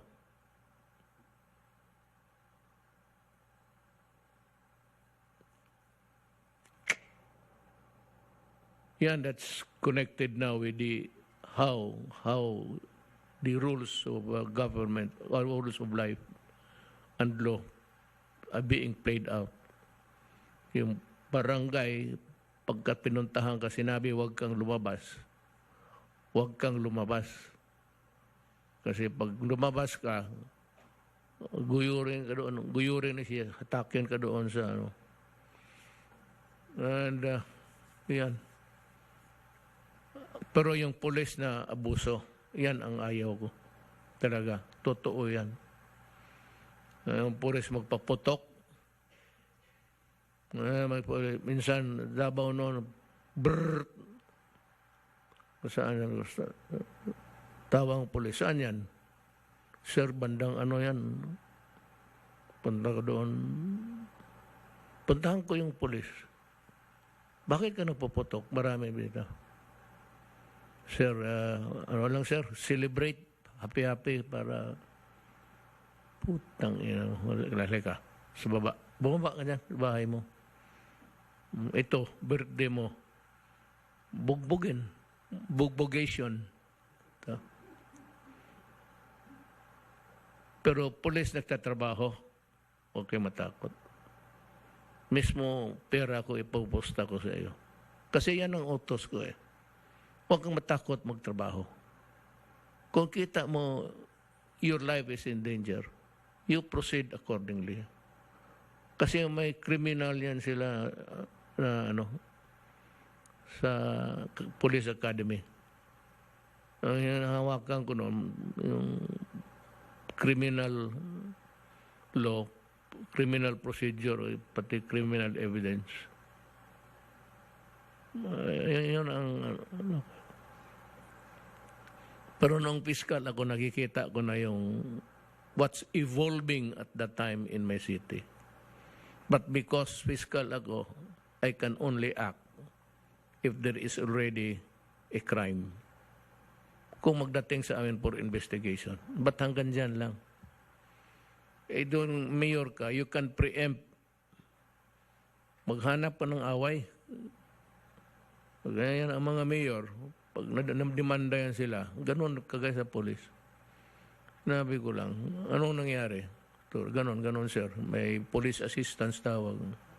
Sige. Palamin mo lang kung bigyan kita abogado. So much for, is there somebody in the panel?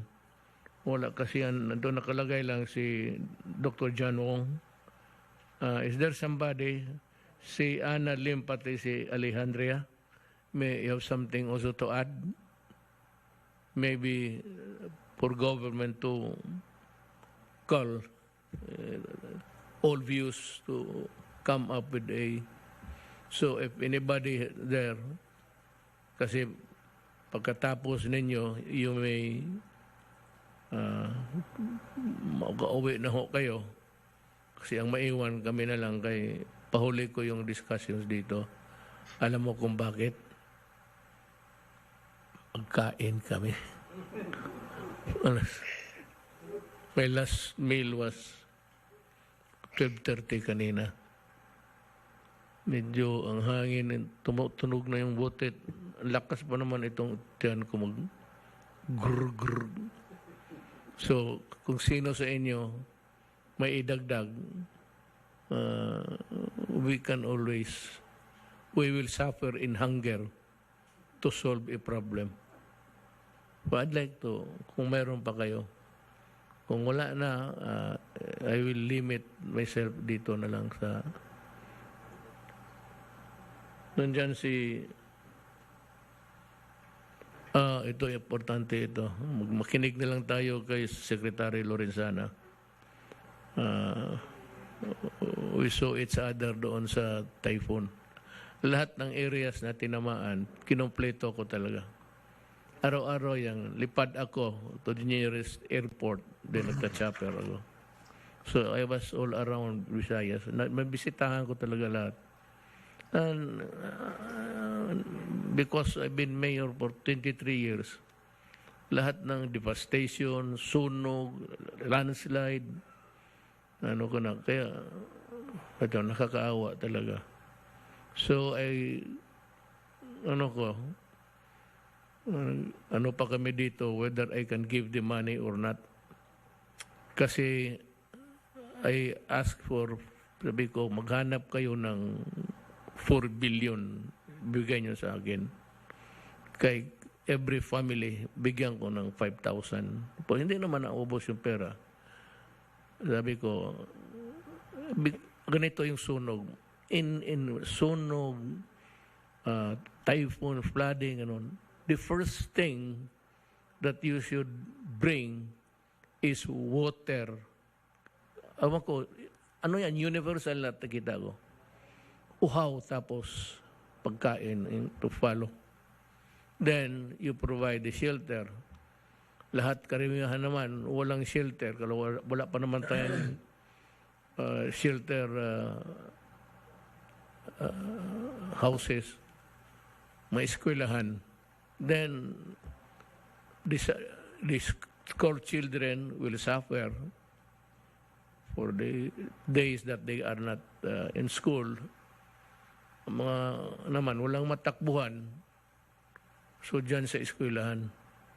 Mabutit na lang ngayon kasi may pero doon sa areas na pati eskwelahan, warak. Sabi nila na hindi man ako masyado na nagkapagpasyal dyan sa Siargao. Daan lang. Last month, I went there to inaugurate a new gymnasium para sa college doon sa Siargao. Pag kinabukasan, nakita ko, nakatuwa. Tang-inang udit na to. Masyadong yung devastation really is but I have I have learned how to nurture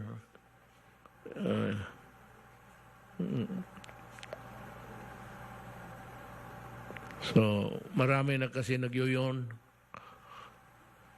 huyab sa Bisaya. Ano sa Tagalog yan?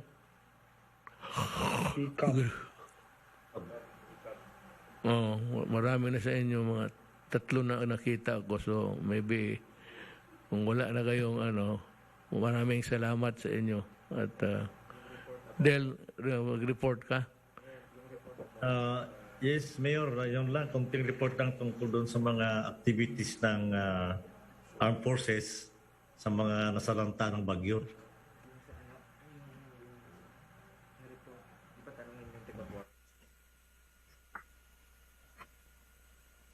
Can I have my slides, please? Del, sandali. Del, sandali. May I beg to interrupt you before I forget. There are reports na maraming nakakalusot dyan sa airport mismo na identified as yung iba nagbabayad para makalukso. So, ang nagdadala ng laro dyan is the Bureau of Quarantine.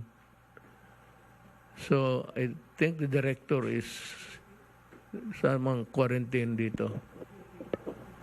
Si Dr. Salvador. Mr. President, we have Dr. Ferdy Salcedo, the head of Bureau of Quarantine, and Dr. Odette Salvador of the same. If they can be recognized, Mr. President. Saan siya? Good evening, Mr. President, Director Salcedo po here. Regarding that issue, sir, the Bureau of Quarantine has investigated the staff of Bureau of Quarantine, and we have not seen such case, sir, among the staff of Bureau of Quarantine. So you investigated these reports. These reports obviously yes, sir. dumating na rin sa opisina mo. Opo, sir. Yes, President. And what is the progress of your investigation? We have not seen any case like this, sir, that the BOQ staff are involved into this kind of irregularities, Mr. President. Yeah, pero maraming report na kasi nandito nakakalusot. So, anyway, you can conduct a report and that to be independent of other. I will task the Secretary of Justice ng NBI na lang, sir. Mr. President, I have already discussed the matter with the NBI OIC chief this morning, and the DOJ has instructed the NBI to conduct a thorough investigation of these incidents, maybe starting all the way from the arrival area of in our international airports, all the way to the quarantine hotels, and even to the home quarantine, Mr. President. Alam Just mo, to make hindi sure. mahirap for a person who has an eye in that kind of situation. NBI na lang. Paano mo lang. But sundin mo lang yung camera, makikita mo naman eh. Then you can understand by, the body language. Pati kung may na mag-report ng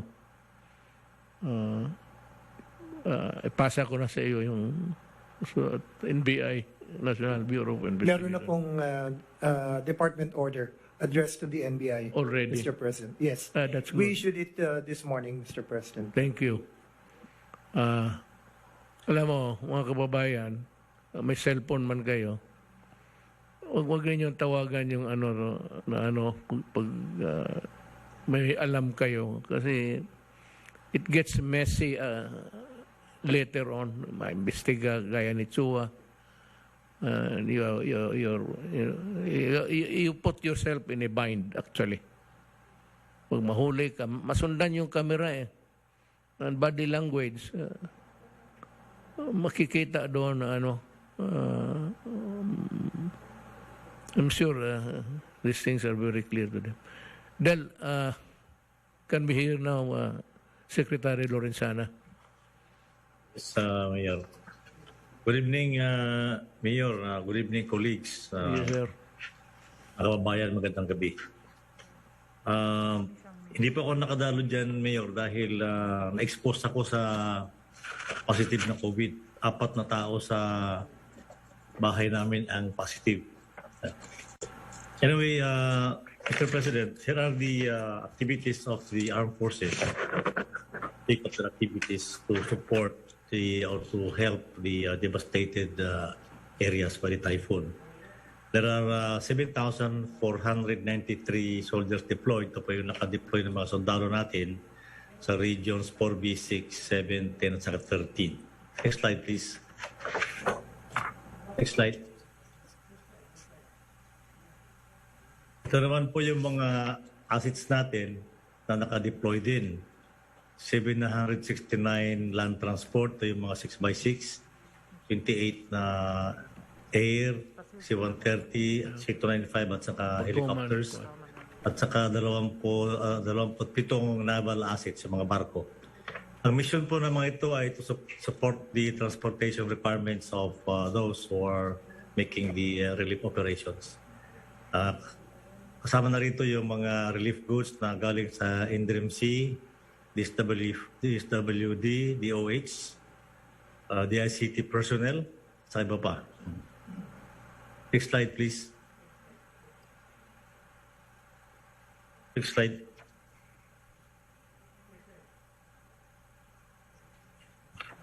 Ito naman po yung mga nailikas nilang mga tao, na transport ng mga tao, 461 individuals, yung ating Philippine Air Force, at saka 300,000 kilograms of supplies na kanilang i-transport.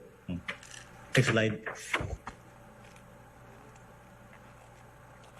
Ito naman Philippine Navy ay nakapag-transport ng 1,225 na katao, at 3 milyong kilograms o kilos ng supplies ang kanilang i-transport from other places, especially in Manila, going to Cebu, Bacolod, Bohol, and Siargao and Surigao.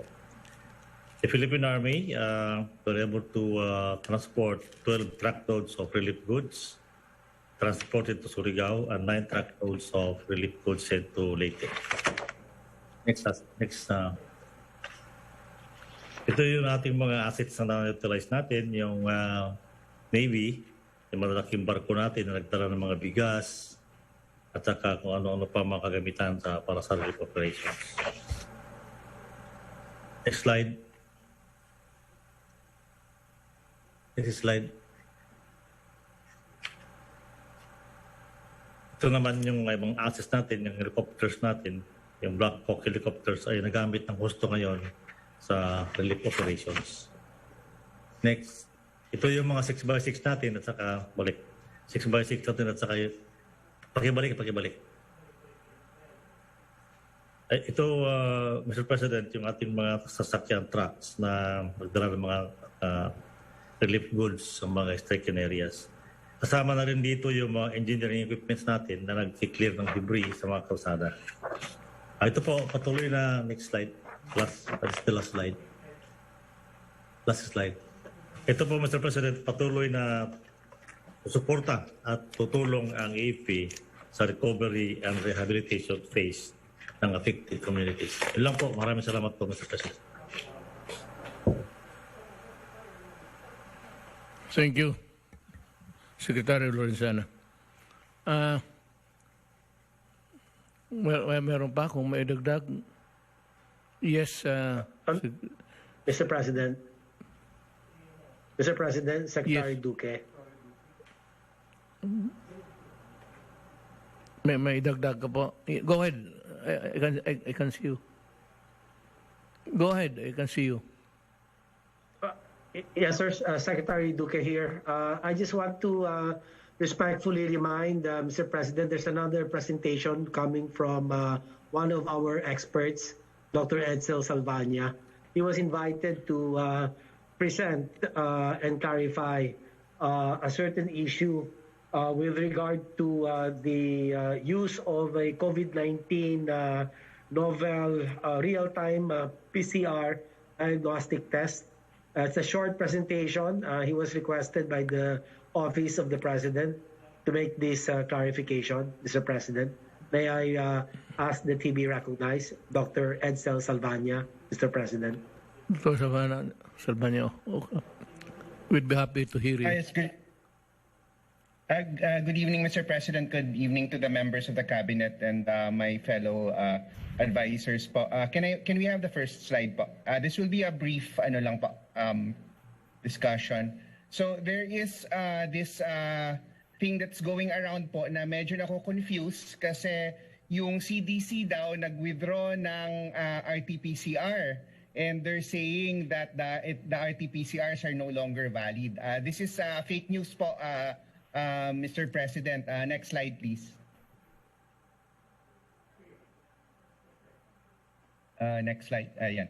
So, yung winidraw po ng CDC is just one brand of test po. Yung brand of test that they produce. And sinabi naman po nila, they're retiring that test not because it falsely detects influenza or any other virus, but because they are focusing on other tests po. Wala po kinalaman yung ibang klaseng RT-PCR dito. And this only refers to one very specific test po. Next slide, please. And it did not fail. This test was not unreliable. The only reason they're removing it is because they have better tests na po and they have other tests that they want to focus on. Next slide, please. And so the confusion po kasi was that they have a new test that can also detect influenza aside from COVID po. Pero it doesn't, yung old test po nila is really just for COVID, and it does not become positive if there is the flu. Yun lang po kasi yung confusion point doon. Hindi po totoo that the influenza will give you a positive COVID test. That is fake news po. Next slide, please. And so, ang sabi rin po ng CDC, all the other tests that are on the market that are already FDA approved remain valid. And even the test that they withdrew is still valid. It does not become positive because of influenza. It only becomes positive if there is COVID po. So all the RT-PCR tests remain valid, and there is no truth to the rumor that influenza will cause a positive COVID test po. Next slide. So there is actually a layman version of this. Yung USA Today po, they did a fact check. The CDC is withdrawing its PCR COVID-19 test, but this is not because it confuses viruses. Next slide, please. And ito po yung sinabi nila. They are pointing to a particular article na medyo na mix up po niya yung the claim. The claim is that CDC withdraws use of PCR test, admits it can't distinguish between flu and COVID-19. This is false po. This was a misinterpretation by one newspaper. Next slide, please. So ang nangyari po is, as has been shown, they removed the test because they're replacing it with a different test. And it does not invalidate any PCR tests po for COVID-19. Next slide, please. So it does not confuse COVID-19 and the flu. Our tests na RT-PCR po are very specific for COVID. There are tests that can test for both COVID and the flu, but a COVID will not make a positive flu test, and the flu will not make a positive COVID test po. They are separate.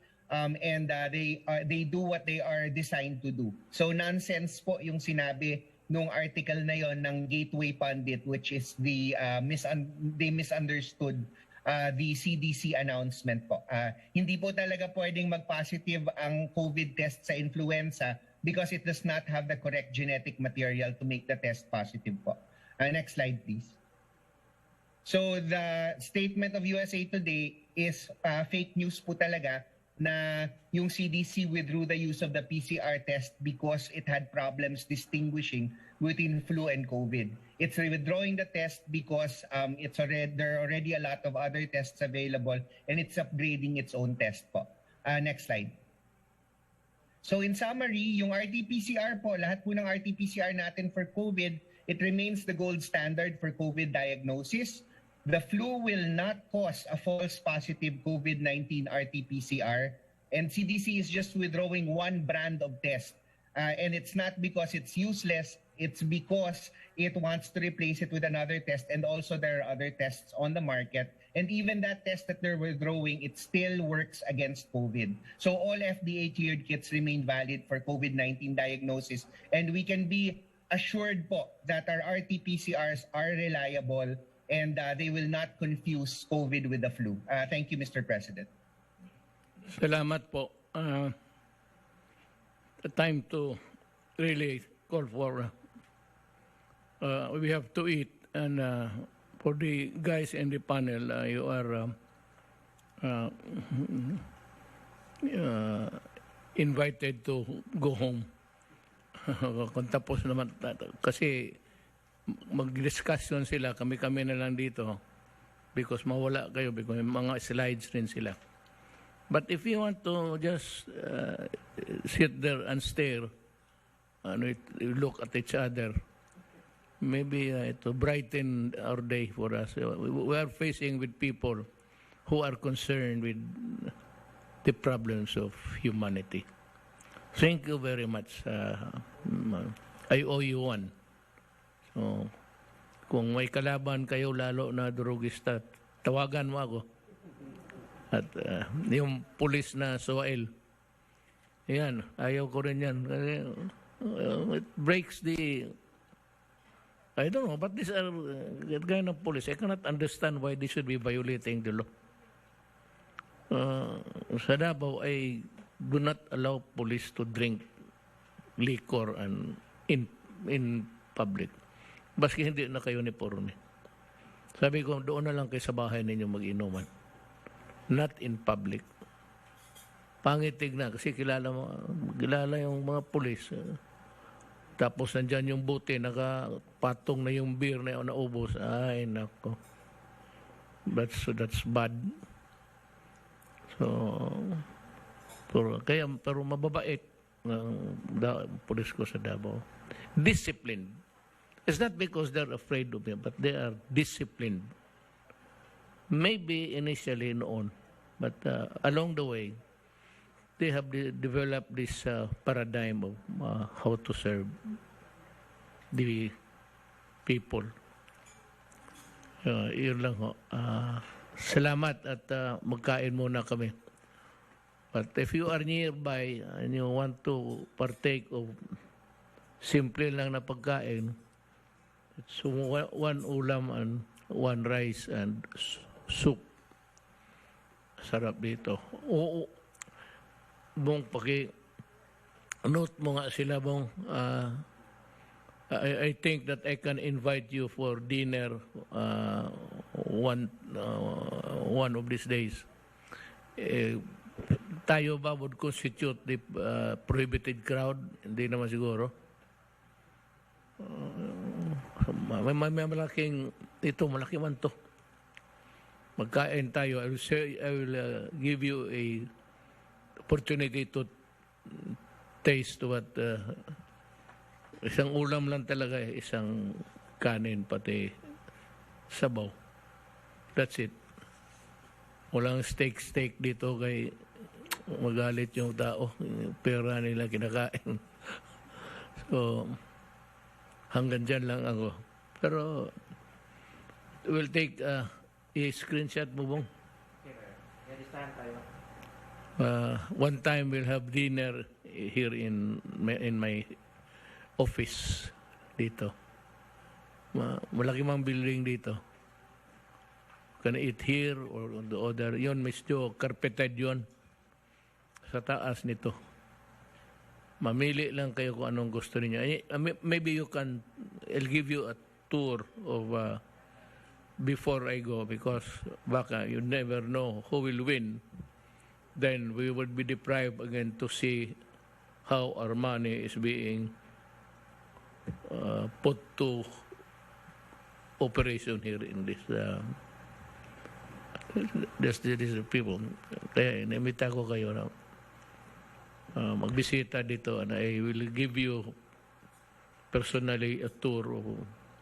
Pero ako, hindi pa ako nakatulog dito at hindi ko pa napasyalan lahat. Even had, matatapos na lang ako yung museum, I do not know where. Hindi pa rin ako napunta.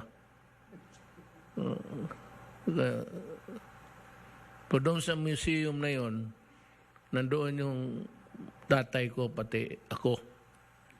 Kasi naging cabinet member ang tatay ko sa panahon first term ni President Marcos. He was a Secretary of General Services. Wala na yun siguro ngayon.